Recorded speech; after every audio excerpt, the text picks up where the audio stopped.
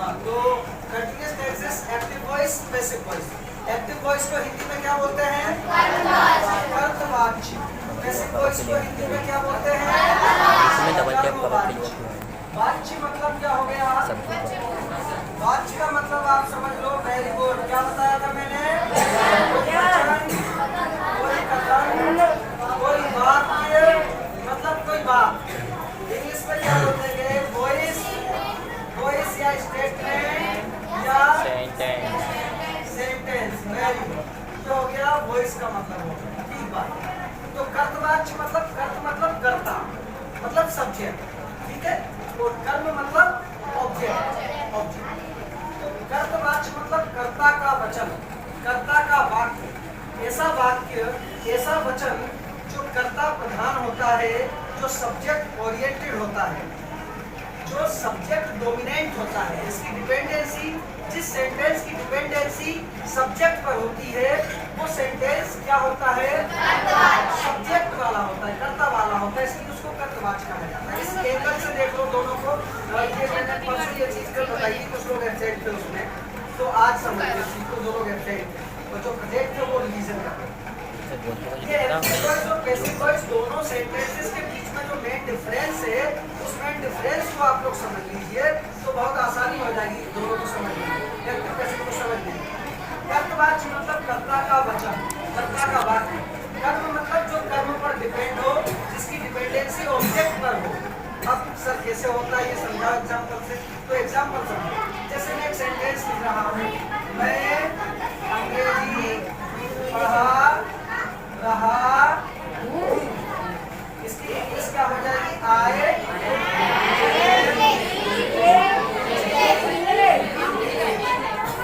अब स्टूडेंट्स देखना यहाँ पर, सब्जेक्ट आई, ये क्या है? ये क्या है? ये क्या है? ऑब्जेक्ट को कैसे फाइंड आउट करते हैं सेंटेंस में? दो क्वेश्चन करते हैं। किससे क्वेश्चन करते हैं? मेन वर्ब से। दो क्वेश्चन कौन से करते हैं? Very good. व्हाट और क्या, किसे? तो क्वेश्चन करो टीच से, क्या पढ़ा रहे हो? तो जवाब क्या मिला? इंग्लिश पढ़ा रहे हैं। ऑब्जेक्ट हो गया, ऑब्जेक्ट हो गया। अब इधर सेंटेंस देख लो, अंग्रेजी मेरे द्वारा पढ़ाई जा रही है। इसका ट्रांसलेशन क्या हो जाएगा? English is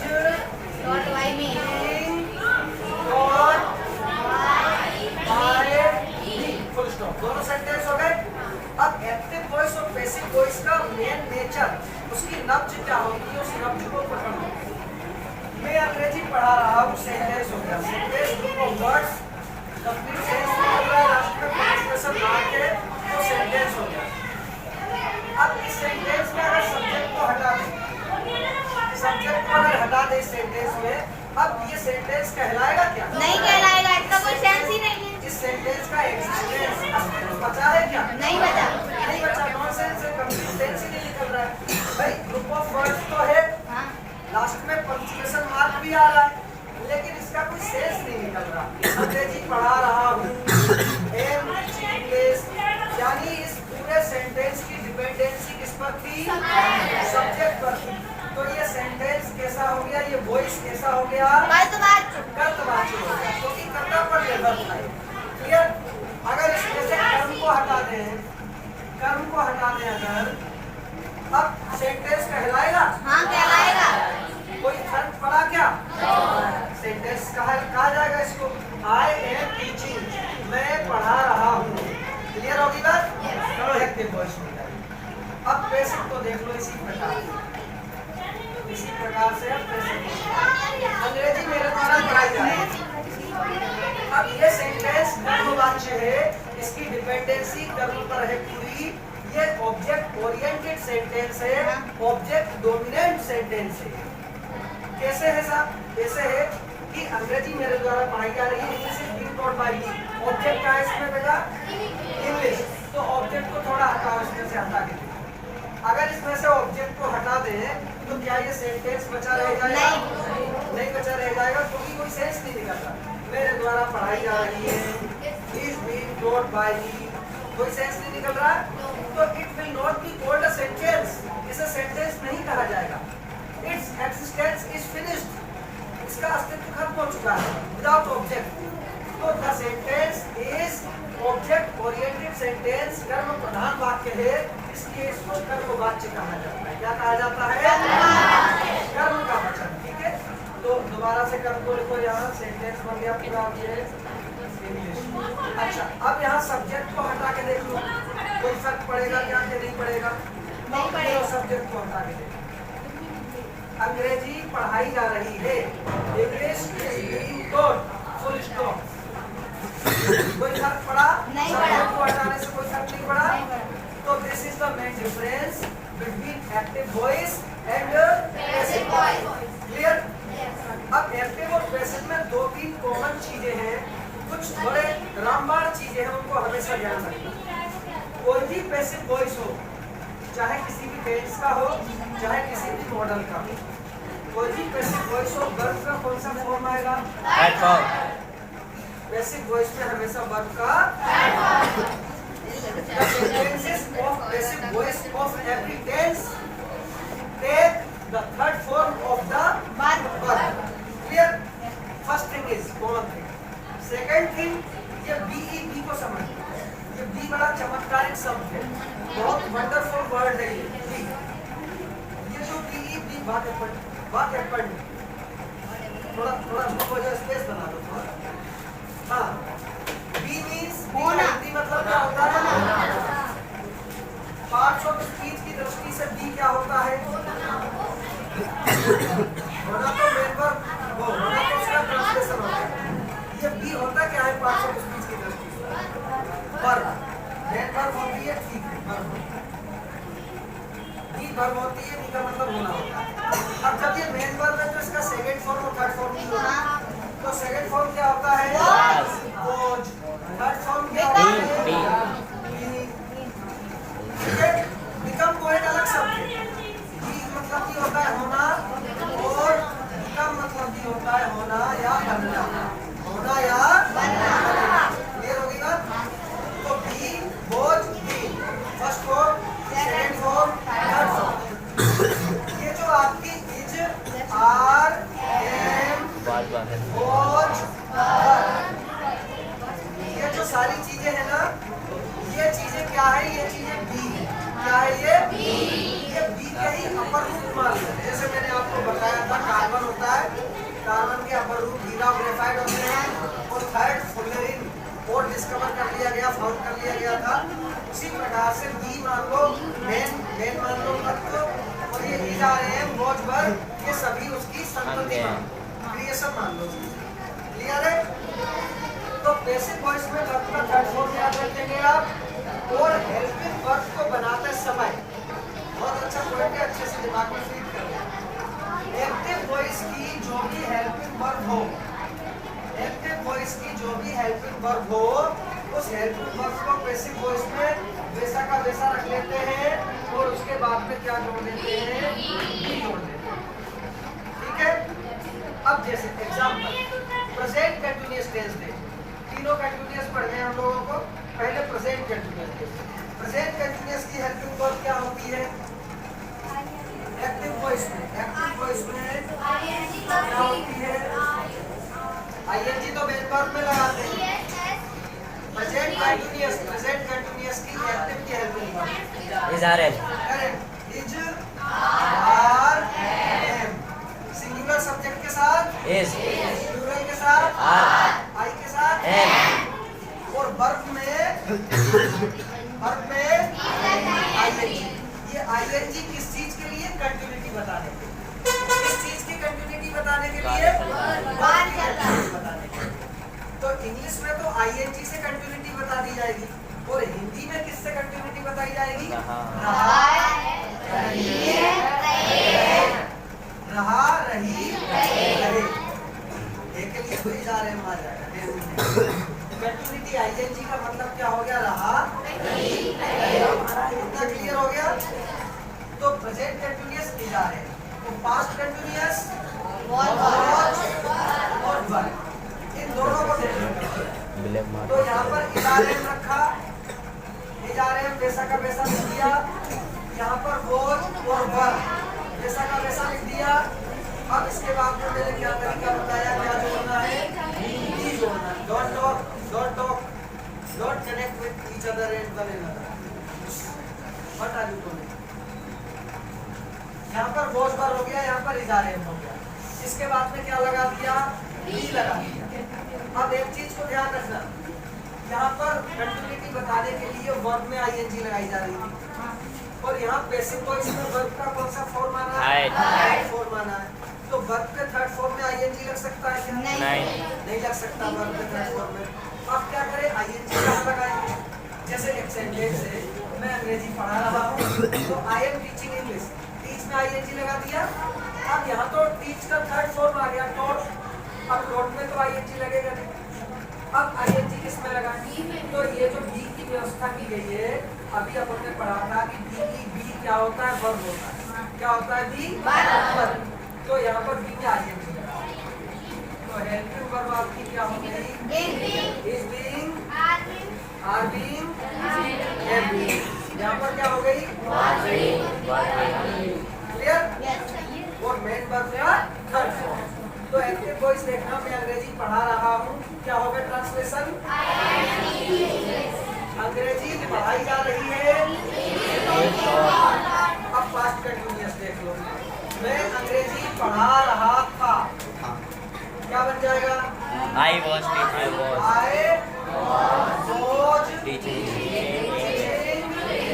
English। Correct. Passive voice क्या हो जाएगा? English was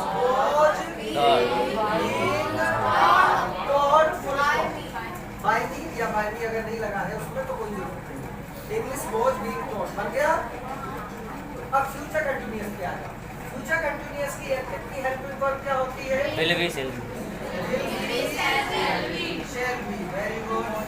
will be, shall be. Example, मैं अंग्रेजी पढ़ा रहा होगा।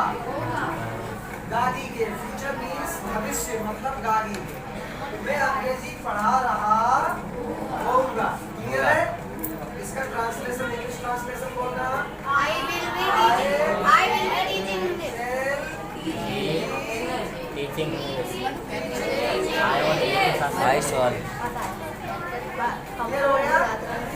अब इसका पैसिव वॉइस हिंदी में देखना, अंग्रेजी मेरे द्वारा पढ़ाई जा रही होगी। अंग्रेजी पढ़ाई जा रही होगी या अंग्रेजी मेरे द्वारा पढ़ाई जा रही होगी। Full stop. हिंदी में बन गया पैसिव वॉइस। अब जरा इंग्लिश में बनाना पैसिव वॉइस।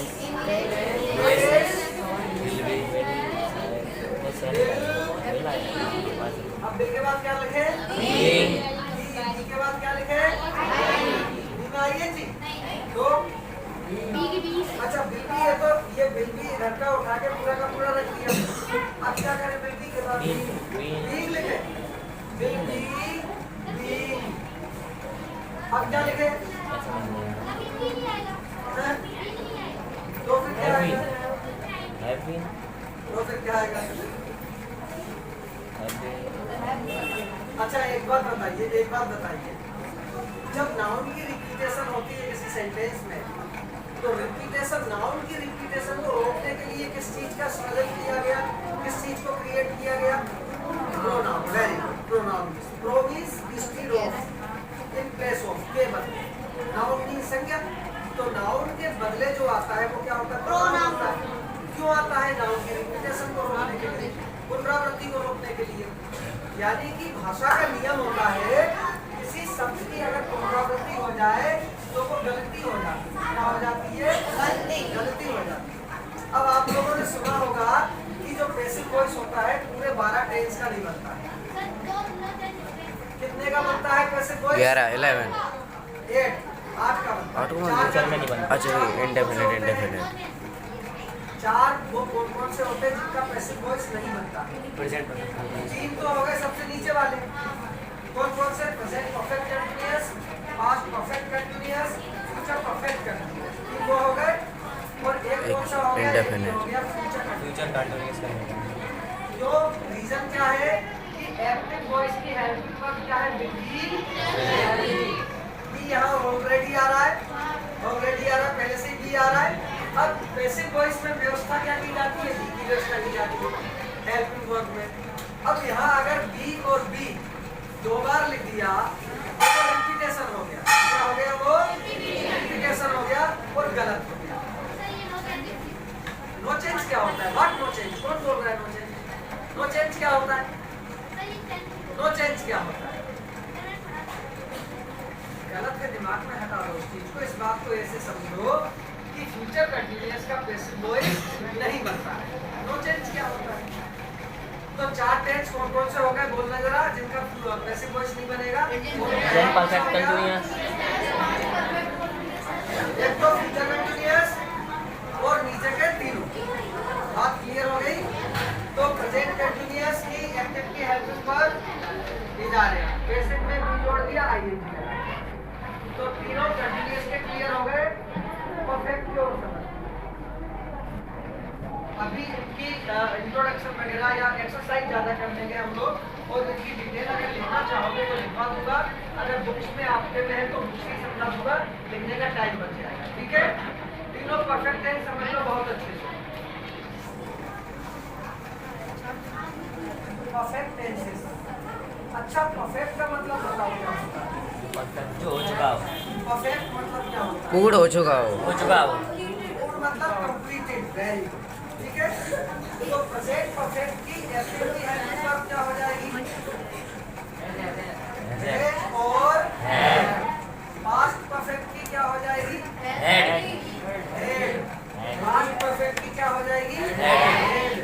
फ्यूचर परफेक्ट की will have, shall have, will have shall have और शेल है। एक चीज ध्यान रखना, कौन सा टेंस है ये? परफेक्ट टेंस है, यानी कि इसमें वर्ब का परफेक्शन बताया जाएगा। किसी कार्य की क्रिया की पूर्णता बताई जाएगी, परफेक्शन बताया जाएगा। बात समझ में आ रही है? अब वर्ब का परफेक्शन, क्रिया की पूर्णता, वर्ब का कौन सा फॉर्म बताता है? ये बताओ, कौन सा फॉर्म बताता है? Help form.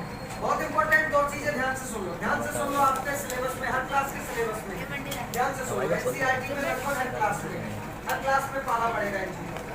आपने सुना होगा एक चीज, प्रेजेंट पार्टिसिपल और दूसरा पास्ट पार्टिसिपल। सुने हैं?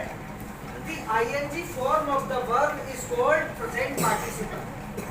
The ing form of the verb is called present participle. तो जो प्रेजेंट पार्टिसिपल होता है, जो वर्ब का आईएनजी फॉर्म होता है, वो वर्ब की कंटिन्यूटी को बताता है। वर्ब का आईएनजी फॉर्म क्या बताता है? कंटिन्यूटी को। वर्ब की कंटिन्यूटी। क्लियर हो गई बात? वर्ब का आईएनजी फॉर्म क्या कहा जाता है? वर्ब का आईएनजी फॉर्म क्या कहलाता है? Present participle. Very good, very good. बात को तेज करके उसको बोलने की कोशिश किया। वर्ब का आईएनजी फॉर्म क्या कहलाता है? Present participle.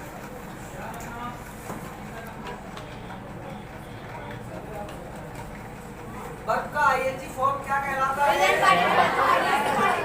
पार्टिसिपल क्या बताता है? वर्ब की आईएनजी कंटिन्यूटी बताता है। हाँ, प्रेजेंट पार्टिसिपल क्या बताता है? वर्ब की कंटिन्यूटी।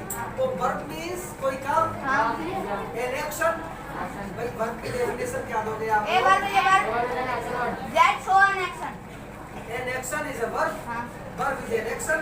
किसी कार्य को क्रिया कहते हैं, तो कार्य को क्रिया, क्रिया को कार्य कहा जाता है। तो प्रेजेंट पार्टिसिपल वर्ब की आईएनजी और पास्ट पार्टिसिपल क्या हो जाएगा? वर्ब का थर्ड फॉर्म। यानी कि third form of the verb is called past participle. Third form of the verb is called past participle. Past participle. What is past participle? Third form of the verb. Clear हो गई बात?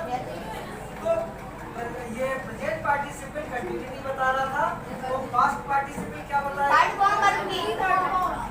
Third form तो past participle हो गया। Past participle क्या बताएगा? Continuity. Past participle पूर्ण हो चुका हो। पास्ट पार्टिसिपल क्या बताया? प्रेजेंट पार्टिसिपल तो वर्ब की कंटिन्यूटी बता रहा है। पास्ट पार्टिसिपल क्या बताएगा? बीत चुका हो। वर्ब की थर्ड फॉर्म को तो पास्ट पार्टिसिपल कहा जाएगा। वर्ब का थर्ड फॉर्म बताएगा क्या? पास्ट पार्टिसिपल बताता क्या है? पर्टिकुलर नहीं होगा, एग्जैक्ट जवाब नहीं आ रहा।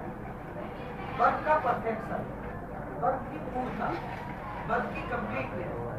पास्ट पार्टिसिपल क्या बताता है? वर्ब की पूर्णता, किसी क्रिया की पूर्णता, वर्ब का कंप्लीट होना, वर्ब का परफेक्ट होना, यानी कि वर्ब का परफेक्शन। तो अब बोलो पास्ट पार्टिसिपल क्या बताता है? वर्ब की मतलब कंप्लीट, ठीक है। तो had, have, had, will have, shall have और वर्ब का थर्ड फॉर्म।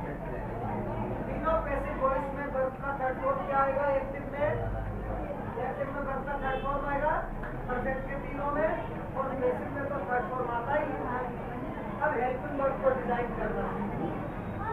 को आगे जैसा का वैसा लिखा दिया। अब हेल्पिंग के बाद में क्या लिखा जाएगा? होता है मैंने आपको बताया था कि हेल्पिंग वर्ब के बाद में क्या जोड़ेंगे अपन? खिड़की के पास बी जोड़ेंगे, तो बी जोड़ दिया। मैं खिड़की के रहा हेड को उठा लो, हेड को उठाया, क्या जोड़ दिया? बी जोड़ दिया। विल है और सेल है को वैसा का वैसा लिख दो। विल है और सेल है, और इसके बाद में क्या लिख दो?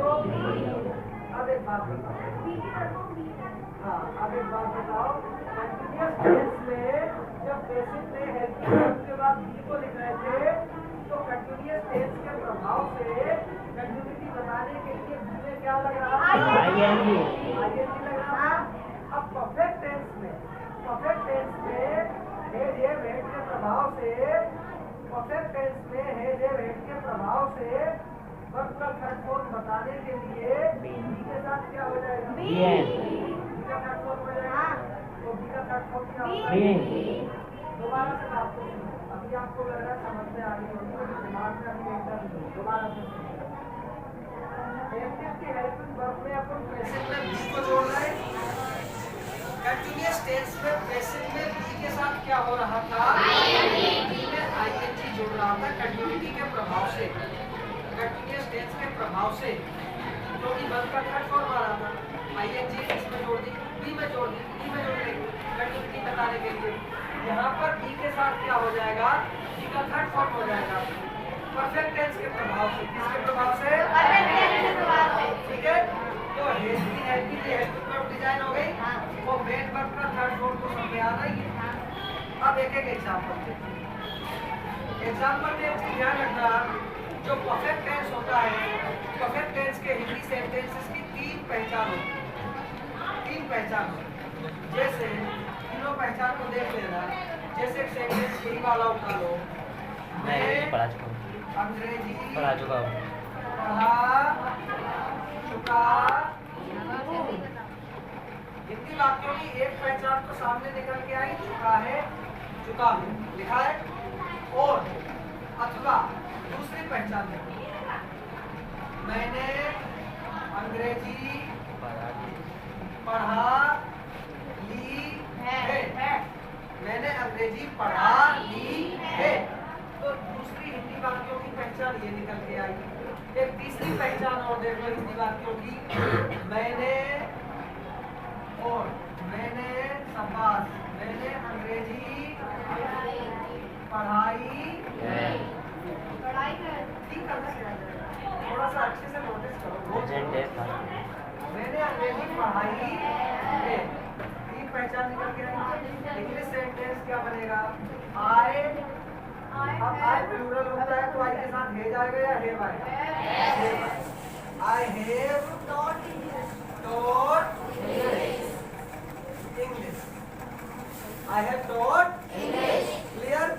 बेसिक वॉइस देखो, अंग्रेजी पढ़ाई जा चुकी है, अंग्रेजी पढ़ाई जा चुकी है, अंग्रेजी पढ़ा ली गई है, अंग्रेजी पढ़ा ली गई है, अंग्रेजी पढ़ाई गई है, अंग्रेजी पढ़ाई गई है। अब आप लोग पहला बोलना बेसिक का, अंग्रेजी पढ़ाई जा चुकी है, अंग्रेजी पढ़ा ली गई है, मैंने अंग्रेजी पढ़ा ली है, पढ़ा ली है।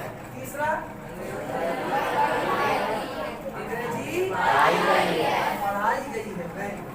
इंग्लिश ट्रांसलेशन होगा इंग्लिश क्या बनेगा English English has been English has taught by taught ये बाय की आदत आपको क्यों पड़ेगी हिंदी सेंटेंस में तो बाय बोला नहीं गया है ये बाय की हैबिट से छुटकारा पाओ नहीं तो आगे दिक्कत होगी कुछ ऐसे कॉमन सेंटेंस कुछ कॉमन वर्ड्स होते हैं जहाँ बाय की जरूरत नहीं होती जैसे चोर को गिरफ्तार किया गया अब अरेस्ट करने का गिरफ्तार करने का काम पुलिस ही करेगी पब्लिक नहीं करेगी पीपल नहीं करेगी लोग नहीं करेंगे कोई और नहीं करेगा अब यहाँ पे बाई पुलिस लिखने की जरूरत नहीं है लिख दोगे तो वो अच्छा नहीं माना जाएगा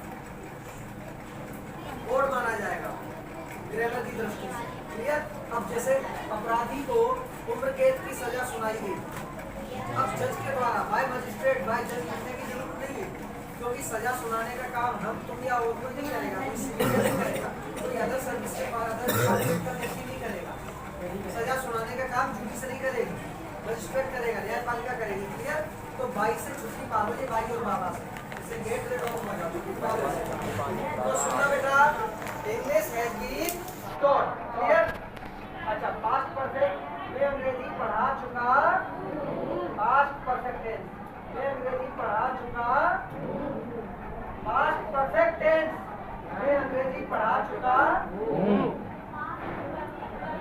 था चुका था मैं अंग्रेजी पढ़ा चुका था मैंने अंग्रेजी पढ़ा ली मैंने अंग्रेजी पढ़ाई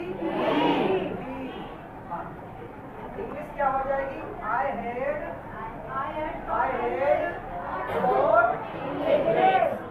और पैसिव वॉइस की इंग्लिश क्या हो जाएगी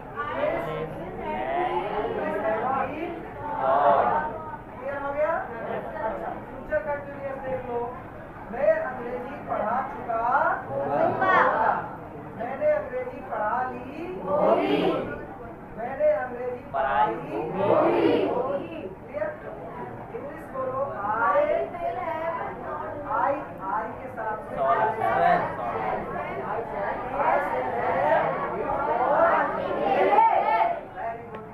कल परसों नरसों मैंने इन चीजों की हल्की हल्की इंग्लिश आपको झलक दिखाई थी हल्की हल्की कैसे बनाते हैं कुछ बच्चों ने नाइट में बहुत अच्छे से समझ लिया था कैप्चर कर लिया था वही बोल रहे हैं अच्छा इसका पैसिव वॉइस अंग्रेजी पढ़ाई जा चुकी होगी बोलो ट्रांसलेशन